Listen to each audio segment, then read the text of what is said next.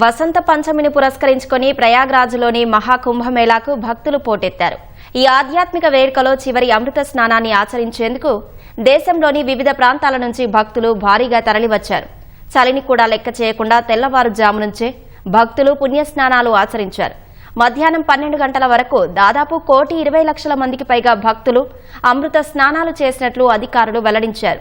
మౌని అమావాస్య రోజు జరిగిన తొక్కిసలాట వంటి ఘటనలు పునరావృతం కాకుండా స్వయంగా యూపీ సీఎం యోగి ఆదిత్యనాథ్ తెల్లవారుజామున 3:30 గంటల నుంచే పరిస్థితిని ఎప్పటికప్పుడు సమీక్షించారు. వసంత పంచమి సందర్భంగా ఉత్తరప్రదేశ్లోని ప్రయాగ్రాజ్ భక్తజన సంద్రమైంది. చివరి అమృత స్నానాన్ని ఆచరించేందుకు మహాకుంభమేళాకు భక్తులు భారీగా తరలివచ్చారు. తెల్లవారుజాము నుంచే త్రివేణి సంగమంలో పెద్ద ఎత్తున భక్తులు పుణ్యస్నానాలు చేశారు. దేశంలోని వివిధ ప్రాంతాల నుంచి భారీగా తరలివచ్చిన భక్తులు చలిని కూడా లెక్క చేయకుండా అమృత స్నానాలు ఆచరించారు. వివిధ అఖాడాలకు చెందిన సాధువులు తమకు కేటాయించిన ఘాట్లలో అమృత స్నానాలు ఆచరించారు. ఆ సమయంలో హరహర మహాదేవ్ నినాదాలు మార్మోగాయి. పెద్ద సంఖ్యలో విదేశీయులు పుణ్యస్నానాలు ఆచరించారు. అటు త్రివేణి సంగమం వద్ద భక్తులపై హెలికాప్టర్లతో పూలవర్షం కురిపించారు.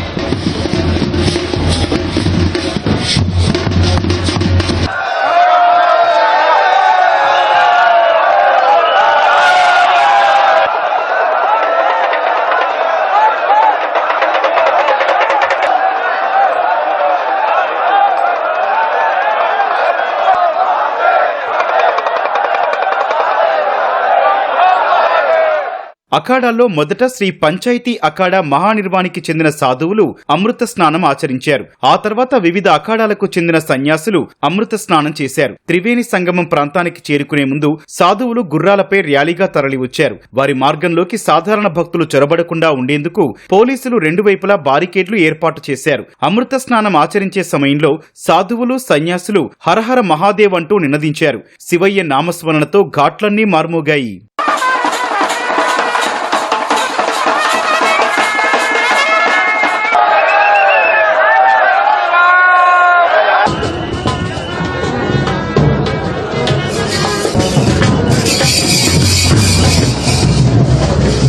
జనవరి 29 మౌని అమావాస్య ఒక్కరోజే దాదాపు 8 కోట్ల మంది భక్తులొచ్చినట్లు అధికారులు తెలిపారు. గత నెల 14న మకర సంక్రాంతి రోజున 3.5 కోట్లు, 30వ తేదీన 2 కోట్లు, ఫిబ్రవరి 1న 1,70,00,000 మంది మహాకుంభమేళాకు వచ్చినట్లు అధికారులు వెల్లడించారు. వసంత పంచమిని పురస్కరించుకొని కోట్లాది మంది భక్తులు ప్రయాగ్రాజ్ కు తరలివస్తారని అంచనా వేసిన ఉత్తరప్రదేశ్ ప్రభుత్వం భారీ ఏర్పాట్లు చేసింది. మౌని అమావాస్య రోజు చోటు చేసుకున్న తొక్కిసలాట ఘటన నేపథ్యంలో కుంభమేళా ప్రాంతంలో భద్రతను మరింత పటిష్టం చేసింది. ఎటువంటి తప్పిదం జరగకుండా చూసేందుకు సీనియర్ ఐఏఎస్ అధికారులను రంగంలోకి దింపింది. యూపీ సీఎం యోగి ఆదిత్యనాథ్ తెల్లవారుజామున 3:30 గంటల నుంచే పరిస్థితిని ఎప్పటికప్పుడు సమీక్షించారు.